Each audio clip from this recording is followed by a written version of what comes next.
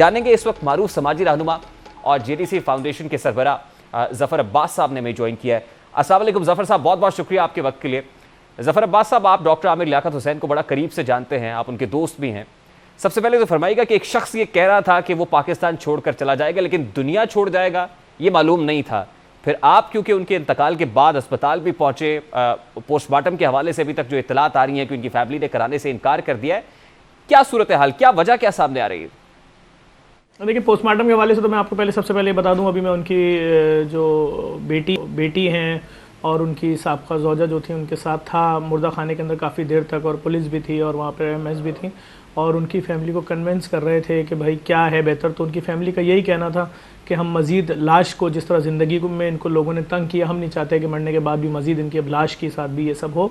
और अभी फैसला नहीं हो पा रहा, बेटे के आने का इंतज़ार हो रहा है, जो वहाँ पर उस वक्त तक बातचीत हो रही थी।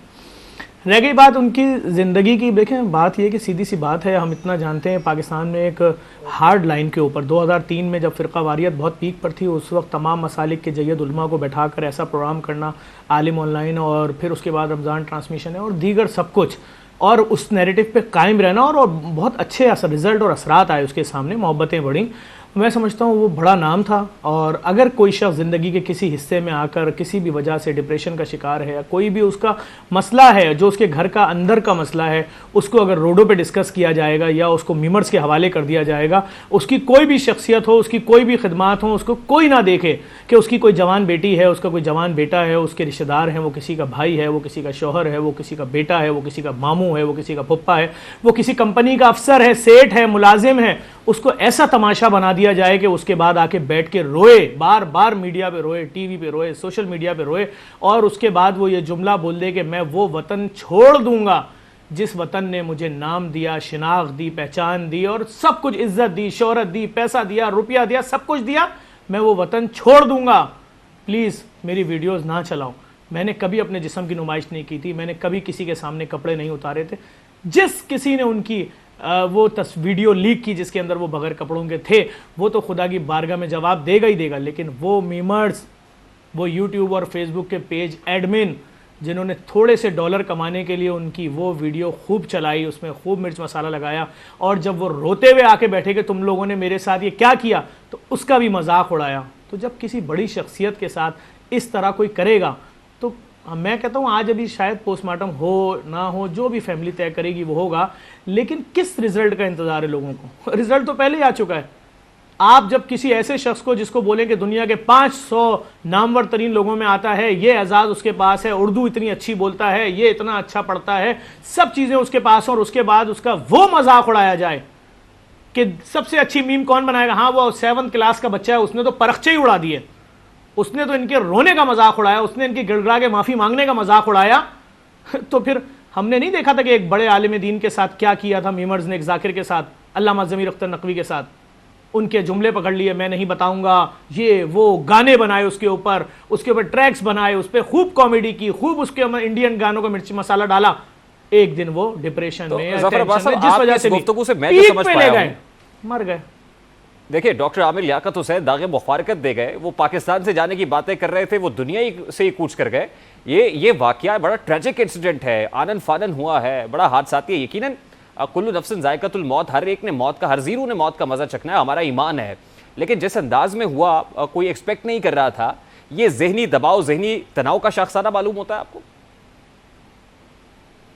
मैं आप देखिए, आप एंकर हैं, आप मीडिया के लोग हैं, मैं आपसे पूछता हूँ, आप भी उसी फील्ड से वाबस्ता है ना जिससे आमिर लियाकत साहब थे। जितना बड़ा प्रोफाइल आमिर लियाकत साहब का था, क्या उसकी अगर कोई बरहना वीडियो लीक हो गई थी, उस वीडियो को दबा देना चाहिए था, या उसको मीमर्स और सोशल मीडिया ने लेकर सारे जग में तमाशा बनाना था उस शख्स का? क्या ये अमल सही था?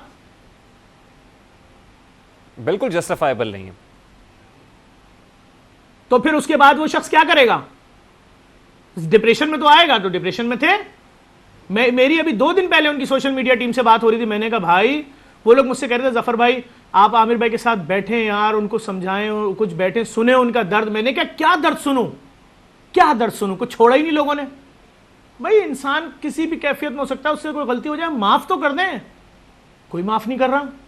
आपने जो कुछ हुआ है उनके साथ, और देखें, मैं कहता हूं उनकी जो भी मामला उनकी बीवियों के साथ थे, मैं उनके निजी मैटर में कुछ नहीं बोलूंगा, लेकिन वो मामला जिन लोगों ने उछाले, उस पर लतीफे बनाए, जोक बनाए, मैं आपको सच बोल रहा हूं, उनका मीडिया टीम के लोग बोल रहे थे, एक एक कमेंट्स पढ़ते हैं और चीख चीख के रोते हैं। इस कैफियत तक तो आ गए थे। मैं आगे क्या बोलूं? मैं इतना जानता हूं, उर्दू का बहुत बड़ा नुकसान हुआ है, कराची का बहुत बड़ा नुकसान हुआ है, मीडिया का बहुत बड़ा नुकसान हुआ है, और कुछ लोगों का माशी भी बहुत बड़ा नुकसान हो गया है, उन मीमर्स का, उन सोशल मीडिया पेजेस के एडमिन का। अब किसके खिलाफ मीम बना के आप डॉलर कमाएंगे? This is true, but very unfortunate side of the picture.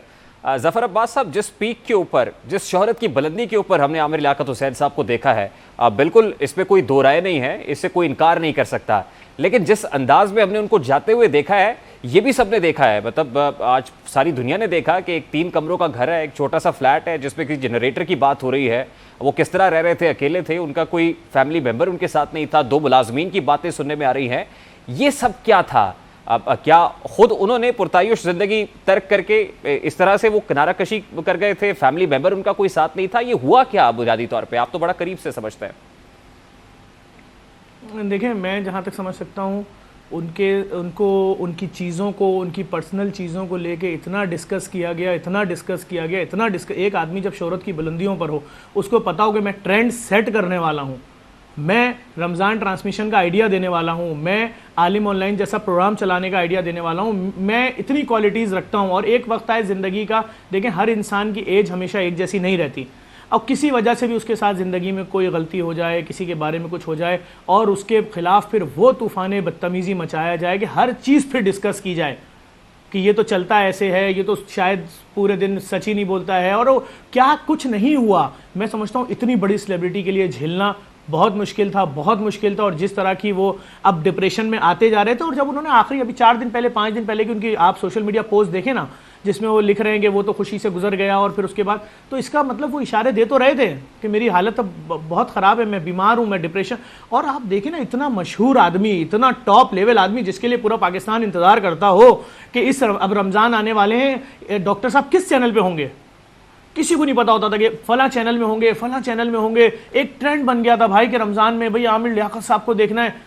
तो बात ये कि वो शोहरत की तो बुलंदियों पता नहीं कहाँ थे, लेकिन फिर अब मुझे नहीं मालूम ये उनकी ज़िंदगी में 2-2.5 साल में जो हालात पैदा हुए, जो क्रिएट हुए, और फिर उनकी पर्सनल, और फिर उनकी सबसे बड़ा जो उनको रंज था, जो मैं समझता हूँ, जो उनकी उरियाँ वीडियो चलाई गई, और उसके बाद मैं समझता हूँ वो फिर उन्होंने सिर्फ मायूसी की बातें की, बहुत रोए, 1.5 घंटे की उन्होंने वीडियोज़ डाली रोते हुए, लेकिन लोगों को रहम नहीं आया। तो जफर अब्बास साहब, ये तासुर दुरुस्त है कि डॉक्टर आमिर लियाकत को ब्लैकमेल भी कर रहे थे कुछ लोग? मैं इस बारे में अभी कुछ नहीं कह सकता। मैं तो अभी सिर्फ वो मनाजिर देख के आ रहा हूँ जिसके अंदर बेटी रो रही है खड़े होकर, और उनके दीगर रिश्तेदार रो रहे हैं खड़े होकर, लोग उनको समझा रहे हैं आप पोस्टमार्टम करा लें, वो कह रहे हैं फिर मीमर्स शुरू हो जाएंगे, फिर सोशल मीडिया पे इनकी हुर्मत का, इनकी इस बॉडी का जो है वो मजाक बनाया जाएगा। वो एक अजीब टेंशन में, वो कह रहे हैं फिर हम चाहते नहीं है मैयत को अजियत हो। बहुत मैं वहाँ देख रहा था सारे मनाजिर, मैं मुर्दा खाने में था, मैं वहाँ पर मौजूद था, मैं सब मंजर देख रहा था, किस तरह उनकी फैमिली की बेबसी में देख रहा था, वो क्या क्या उनके जहन में सवालात है मैं समझ रहा था। और मैं ये दर्द जानता हूँ, जब आप किसी मशहूर शख्स की आप कपड़े उतारते हैं, उसकी मीम्स बनाते हैं, ऐसा वक्त मैंने भी झेला। एक वक्त में मैंने हाथ जोड़ के अपील की कि भाईजान अगर आपको मेरा सोशल वर्क पसंद नहीं आ रहा तो मेरे 3 साल के बच्चे की तो तस्वीरें नहीं चलाओ, उसको मार के तुम्हें क्या मिलेगा। तो ये दर्द मैं समझता हूँ। अच्छा देखिए, आप बता रहे हैं कि आप मुर्दा खाने में भी मौजूद थे, अस्पताल जहां पर पोस्टमार्टम होना था वहां भी पहुंचे, आपने उनकी फैमिली को देखा, उनके जज्बात सुने, लेकिन डॉक्टर साहब की गुफ्तगू से हमें लगा कि वो बड़े तन्हा महसूस कर रहे थे, खासतौर पे हालिया दिनों के अंदर। वो उनकी जो पहली ज़ौजा हैं, पहली बीवी बुशरा आमिर साहिबा, उनको लेकर भी, फिर उनके बच्चे उनके साथ नहीं थे। आज अचानक से उनकी बेटी भी वहां पर पहुंची अपनी वालदा के साथ, फिर कहा जा रहा है कि बेटा आएगा तो फिर फैसला होगा कि पोस्टमार्टम होना है या नहीं होना है। तो इस सारे मामले को किस तरह से देखते हैं कि बहुत डिटैच्ड थे, फिर एकदम से इतनी अटैचमेंट? मैं बता, अचानक से नहीं आए, वहां आने के लिए एक बहुत बड़ी खबर उनको दी गई कि तुम्हारे वो वालिद जिनकी शायद तुम्हारी वालदा से अलहदगी हो गई थी, आज वो इस दुनिया में ही नहीं रहे। तो ये छोटी अचानक वाली बात नहीं थी, एक बड़ी खबर थी कि अब आज से तुम लोग यतीम हो। तो वो बच्चे आए ना, बड़ी खबर है, उनको आना है। बच्चे अपने वालिद से राब्ते में थे, हर फैमिली में ये मामलात होते हैं। बिल्कुल, देखिए वो राब्ते में हो नहीं हो, लेकिन अब तो उनका बाप दुनिया में नहीं है। अब तो यतीम अपने बाप की मैयत पे आए। और देखें ये मुख्तलिफ जगहों पे होता है, ऐसा नहीं है कि शायद ये पहली फैमिली ना तलाक हुई हो, ऐसे हजारों लाखों घराने होंगे जहां तलाक हो जाती है, सेपरेशन हो जाती है, कुछ बच्चे बाप के साथ होते हैं, कुछ मां के साथ होते हैं, लेकिन अगर उनमें से कोई एक मर गया उनका सगा, तो वो तो यतीम है ना। अब यतीम तो अपने बाप की मैयत पे आए, लेकिन अब जो उनके ऊपर प्रेशर है, कुछ फैसले उनको करने हैं, कुछ प्रेशर आ रहा है, वो जो उस वक्त मुश्किल घड़ी में उनकी फैमिली में देख रहा था। और मैं दुआ ही कर रहा था अल्लाह ताला इस मुश्किल घड़ी से इनको ऐसन तरीके से सारे काम करने की बस हिम्मत दे। और उनके बेटे का इंतज़ार हो रहा है, बेटा लंदन में है, वो पहुंचेगा पाकिस्तान, तो फैमिली अभी कोई फैसला करेगी या शायद अभी 2-1 घंटे में करें वो कि पोस्टमार्टम करवाना है कि नहीं करवाना है।